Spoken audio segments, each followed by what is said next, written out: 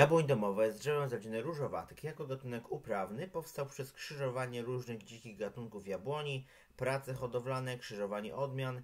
Niektóre zostały znalezione w naturze rosnące dziko. Występuje sporo odmian uprawnych o różnych cechach, takich jak odporność na poszczególne choroby, takie jak parch jabłoni, mączniak lub zaraza ogniowa, mróz, smak owoców i tym podobne. Wzrost drzewek jest dedykowany przez podkładki, na których szczepione są odmiany szlachetne. Niegdyś istniały tylko tak zwane siewki antonówki, które cechowały się silnym maksymalnym wzrostem, wymagały sporo przestrzeni, późnym owocowaniem, dobrą mrozoodpornością, dobrze radziły sobie na słabych, piaszczystych glebach, a dawne odmiany często były bardziej odporne na choroby, owocowały naprzemiennie co drugi rok lub miały unikatowy smak czy wygląd. Dziś nadal sadzi się sady zachowawcze ze starymi odmianami jabłoni na tych właśnie podkładkach. Obecnie dominują jednak sady przemysłowe z nowymi odmianami, bardziej plennymi, lepiej przechowującymi się na podkładkach karłowych lub półkarłowych, o słabszej sile wzrostu, często wymagające podpór, gorzej odporne na suszę i słabe gleby.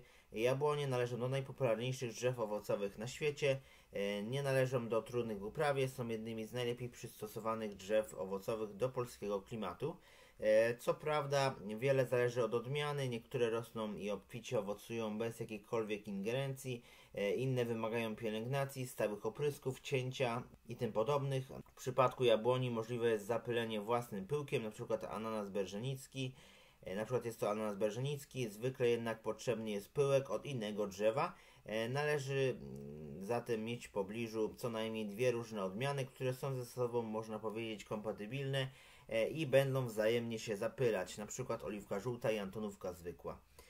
Przy dużej ilości drzew, np. w ogrodach działkowych, zwykle nie zwraca się na to uwagi, jabłonie sadzi się na stanowisku słonecznym.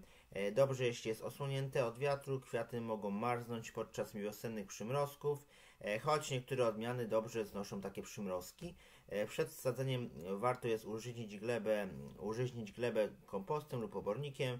Dobrze, jeśli gleba jest żyzna, wilgotna o odczynie zasadowym. Rośliny w doniczkach można sadzić przez cały rok, zaś tańsze z gołym korzeniem, bez liści w okresie spoczynku, najlepiej na jesień lub można też na wiosnę. Sadzimy tak, aby miejsce okulizacji, czyli szczepienia letniego, jest to charakterystyczny punkt łączący podkładkę z odmianą szlachetną, znajdowało się 25 cm nad ziemią. Wokół drzewa należy usunąć roślinność, tak aby nie miało ono konkurencji. Można wykonać również misę z pozostałej ziemi po kopaniu, tak aby woda nie rozpływała się na boki. W uprawach spotyka się przeróżne choroby i szkodniki, zalecane jest także nawożenie drzewa. Powinno się ciąć go, aby poprawić stan zdrowia i polepszyć owocowanie. Usuwamy lub skracamy gałęzie, które chorują, są uszkodzone, krzyżują się ze sobą, nachodzą na siebie, rosną jedno po drugim, rosną zbyt mocno w dół, w górę i tym podobne. Wykonujemy je zimą, prócz tego wyłamuje się wilki lub silne pędy jednoroczne skierowane pionowo do góry. To wszystko, dzięki za oglądanie i do zobaczenia.